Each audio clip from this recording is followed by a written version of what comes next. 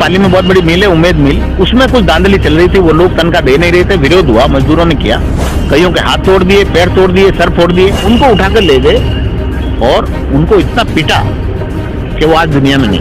मेरा अपराध ये, मैंने एक पोस्ट बनाई और मेरे मौलिक अधिकारों के तहत मैंने उसे वायरल कर दिया। मेरा अपराध यही है। जो मेरे सामने हुआ है वो सच्चाई थी जितेंद्र जी। उस आदमी को बुरी तरह पीट के मारा गया था। फिर मुझे पूरी गिरफ्तार कर मारने की पूरी इन्होंने तैयारी कर ली। क्यों मैं बोलता तो इनका पूरा खेल खुलता। फिर मेरे परम मित्र एडवोकेट गोवर्धन सिंह, जो भी चर्चित राजस्थान के चर्चित एडवोकेट हैं, उन्होंने मेरी मदद की। पुलिस हाईकोर्ट के आदेश को नहीं मानती, मेरे मामले में नहीं माना। पुलिस सुप्रीम कोर्ट के आदेश में को नहीं मान रही है, मेरे मामले में। एक आईओ सरोज बैरवा को अपॉइंट किया, वो एससी की महिला है, मैं जनरल का आदमी। पुलिस की ये जो जबरदस्ती की कार्रवाई आपके ऊपर चल रही थी, उससे बचने के लिए आपने क्या किया? इसमें मुझे पता नहीं चला। ये इन लोगों ने क्या क्या अंडरग्राउंड किया। ये पहले एक रपट डाली, आपको पता है रपट का हमें पता नहीं चलता है। उसके बाद इन्होंने इस तरह सा कोर्ट में दायर कर दिया जरिए पीपी, और वो धीरे धीरे जीते में कोरोना आ गया। कोरोना में पड़ा रहा कुछ दिन। फिर ये 2021 में मुझे पता चला कि इन्होंने मेरे खिलाफ एक मामला दर्ज कर दिया।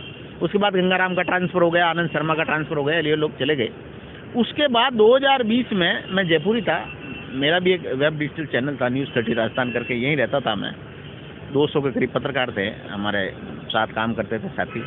और जयपुर किरणपत का हमारा ऑफिस था। अच्छा, यहाँ कोरोना आया तो मैं घर चला गया पाली, जहाँ का मैं मूल निवासी हूँ। वहाँ गया तो वहाँ एक बहुत अच्छा काम किया, पहले बता देता हूँ। वहाँ पर उस समय कोरोना में मैंने, वहाँ के एसडीएम थे, एक बहुत अच्छे एसडीएम थे, रोहिता सिंह तोमर आईएएस थे, और वो वहाँ लगे हुए थे अंडर ट्रेनिंग।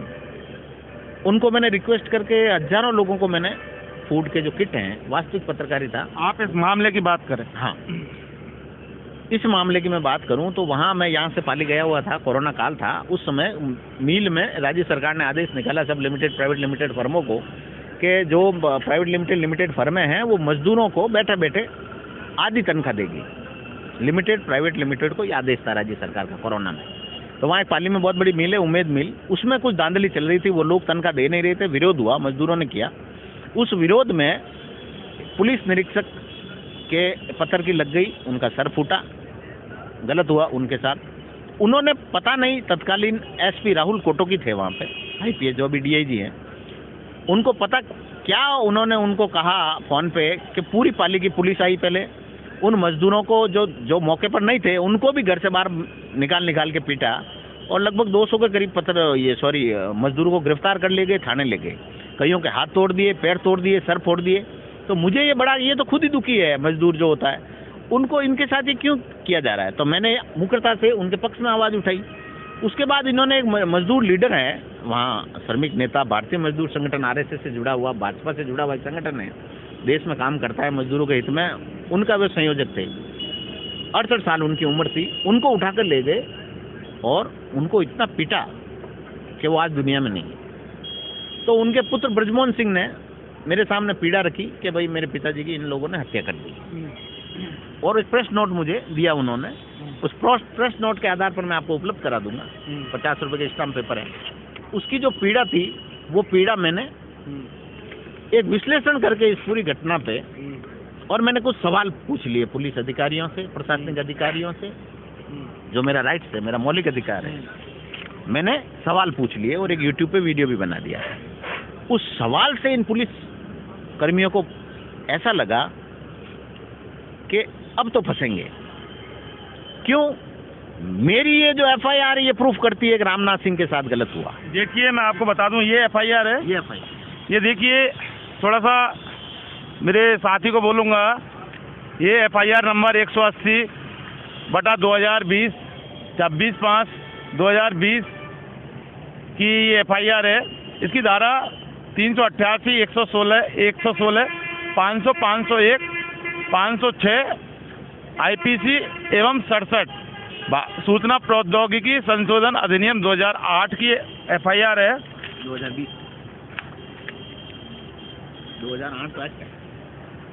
ये एफआईआर है।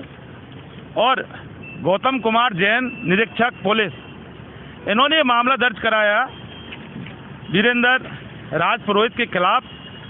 ये आप देखें कि इसमें कुछ यूट्यूब की लिंक भी है, फेसबुक का भी कुछ लिंक है, और ये सारा मामला ये वही है जो श्रमिक नेता रामनाथ सिंह की मौत का जिम्मेदार कौन, इस तरह से इनकी कुछ हेडिंग है।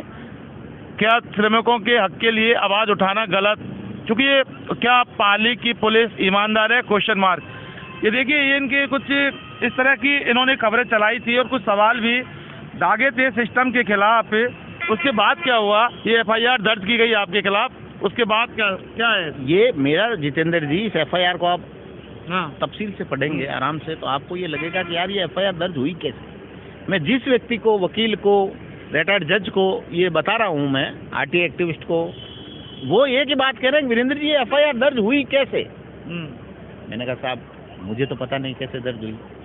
कि एक हाई कोर्ट से रिटायर्ड जज साहब ने कहा वीरेंद्र जी ये FIR दर्ज ही नहीं हो सकती। मैंने कहा क्यों? मेरा दोष सुनना आप। मेरा दोष ये है कि मैंने अभिव्यक्ति की आज़ादी के तहत एक विश्लेषण किया पूरे मामले पर, और मेरे मौलिक अधिकारों के तहत ही मैंने इसको वायरल किया, जिसमें मैं कुछ सवाल पूछ रहा हूँ पुलिस से, प्रशासन से और जनता से, और उस परिवार का दर्द बता रहा हूँ। तो मेरा अपराध क्या है पहले सुनिए। मेरा अपराध ये, मैंने एक पोस्ट बनाई और मेरे मौलिक अधिकारों के तहत मैंने उसे वायरल कर दिया। मेरा अपराध यही है। अब आप बताइए उस अपराध में कौन सी धारा लगेगी? आप बताइए, आप भी कानून के जानकार हैं। मैंने एक पोस्ट वायरल की, कुछ सवाल पूछे। पत्रकार का काम क्या होता है? सवाल पूछना, सवाल पूछे। तो ये FIR दर्ज क्यों? यानी इंटेंशन का खेल सारा खेल ये था कि इसमें जो मैंने लिखा है उसकी वेदना परिवार की, और जो मेरे सामने हुआ है वो सच्चाई थी। जितेंद्र जी, उस आदमी को बुरी तरह पीट के मारा गया था। अच्छा, इस FIR पे पुलिस क्या कर रही है? इस FIR को, इस विश्लेषण को हूबहू कॉपी प्रिंट करवा के, और मेरे ऊपर जो धाराएं लगा रहे हैं ना, वो आप एकदम चक्कर खा जाओगे कि ये क्या मामला, क्या चल रहा है, पुलिस आखिर कर क्या रही है। 388।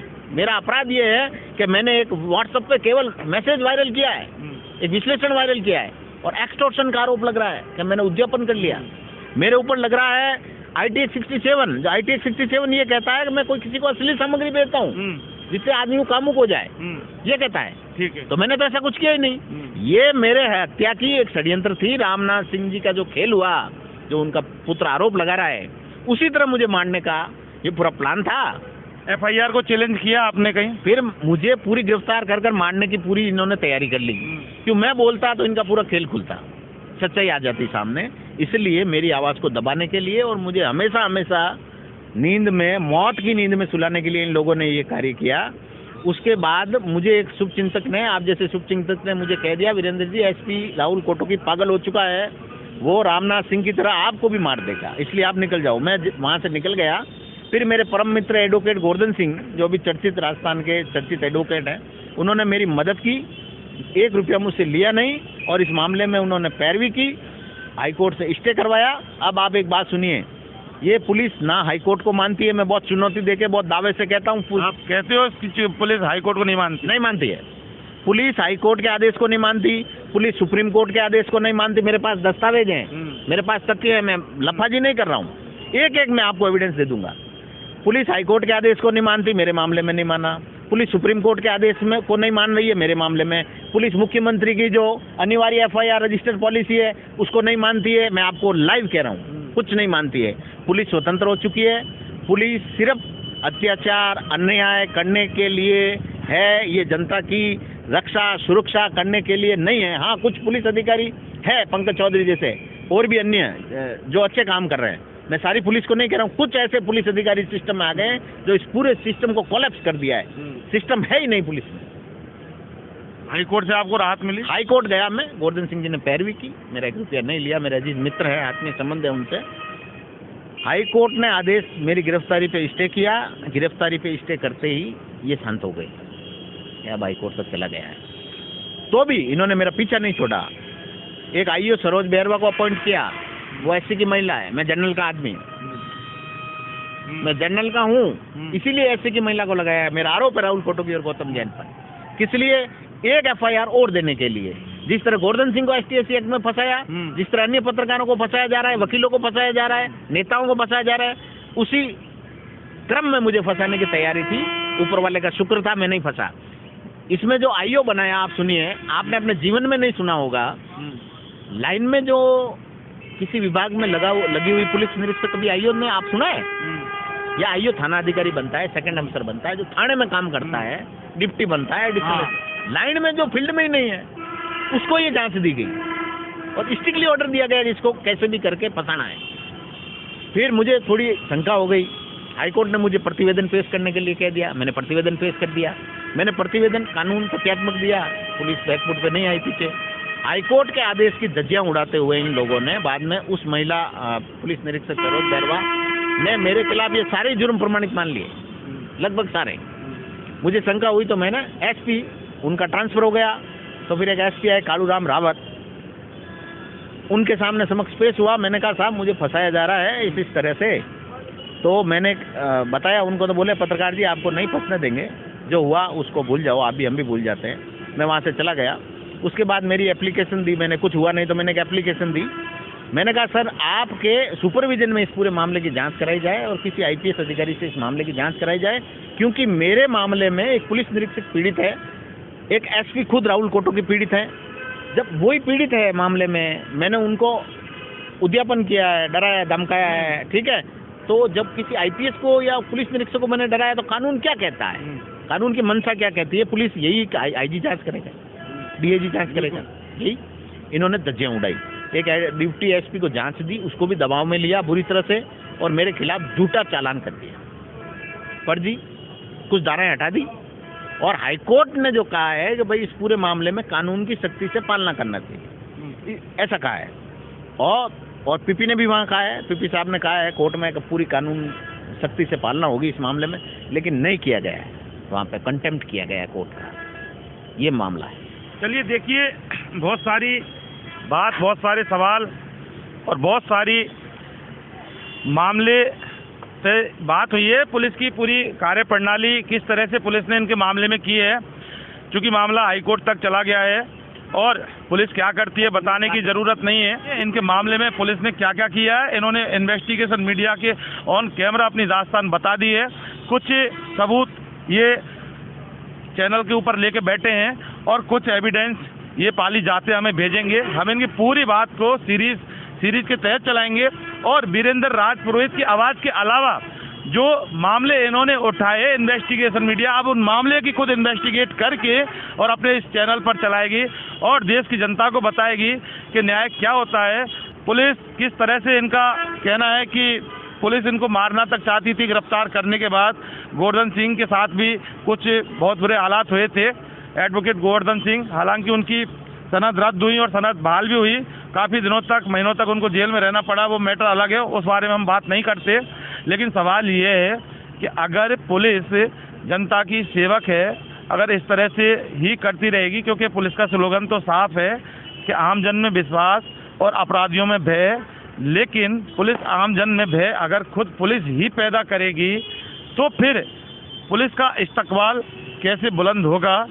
क्योंकि हमारी पुलिस, ये हमारी पुलिस है और पुलिस को जनता की रक्षा अपराधियों से करनी होती है, ना कि खुद आम जनता को पुलिस परेशान करेगी। इन्वेस्टिगेशन मीडिया के लिए मैं जितेंद्र शर्मा।